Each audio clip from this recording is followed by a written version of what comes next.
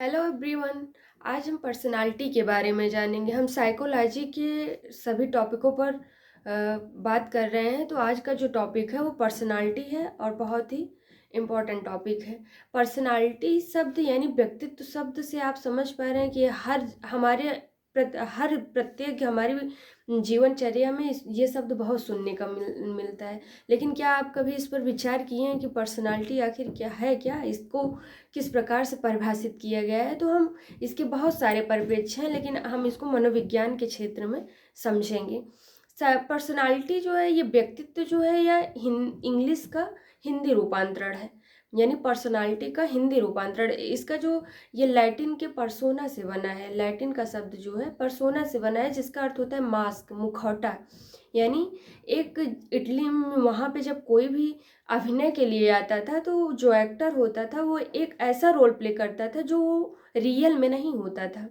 वो सारे मतलब वो ड्रामा में जो कार्य करता था वो होता था। यानी व्यक्तित्व को कई तरीके से डिफाइन किया गया है, उसी को हम समझते हैं।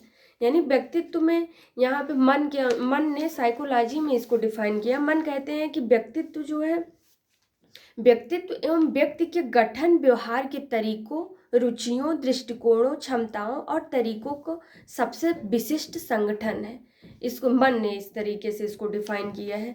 जबकि व्यक्तित्व के प्रकार को समझे, इसके व्यक्तित्व को कई लोगों ने कई तरीके से शरीर रचना के आधार पर, समाजशास्त्रीय प्रकार के और मनोवैज्ञानिक में जो युंग ने डिफाइन किया वो बहुत महत्वपूर्ण है।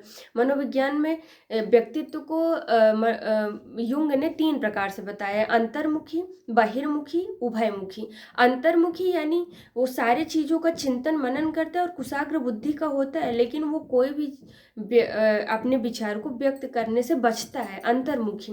जबकि बहिर्मुखी वो भी विचारशील, चिंतन एवं कल्पना युक्त होता है। वो सारी चीज़ें अपने पर्सनालिटी को व्यक्त करके बताता है। तो बहिर्मुखी, उभयमुखी में ये दोनों गुण पाए जाते हैं। अंतर्मुखी एवं बहिर्मुखी दोनों के गुण पाए जाते हैं।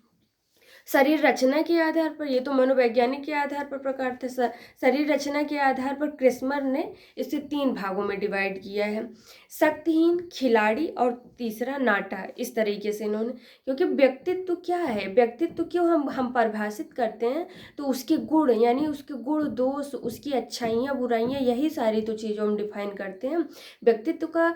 हालांकि इससे मतलब है कि कोई कितना सुंदर है, उसका शारीरिक गठन कैसा है, इसीलिए क्रिस्मर ने इसको इस शरीर रचना के आधार पर बताया।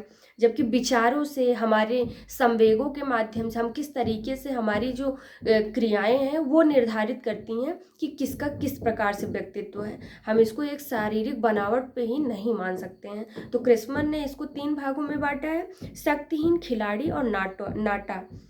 जबकि समाजशास्त्रीय जो प्रकार है, इसको जो है स्प्रिंगर ने 6 भागों में बांटा है। उन्होंने कहा कि सैद्धांतिक व्यक्तित्व होता है, राजनीतिक व्यक्तित्व होता है, क्योंकि सबका एक विशेष क्षेत्र में, हर कोई सभी क्षेत्र में विशिष्ट नहीं हो सकता है। उसका एक विशेष क्षेत्र होता है जिसमें उसका व्यक्तित्व निखरता है। तो इन्होंने सैद्धांतिक व्यक्तित्व बताया, राजनीतिक व्यक्तित्व बताया, आर्थिक व्यक्तित्व बताया, धार्मिक व्यक्तित्व बताया, सामाजिक व्यक्तित्व बताया और कलात्मक व्यक्तित्व बताया। क्योंकि जो कलात्मक व्यक्तित्व है, क्या वो गुण जो है राजनीतिक व्यक्तित्व में आएगा?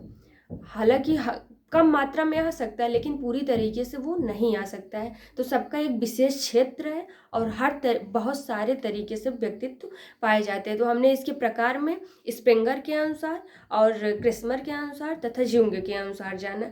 यानी व्यक्तित्व क्या है, व्यक्तित्व को मन के अनुसार डिफाइन किया और व्यक्तित्व के प्रकार के बारे में जाना। अब व्यक्तित्व के हम परीक्षण विधियों के बारे में आगे चर्चा करेंगे। धन्यवाद।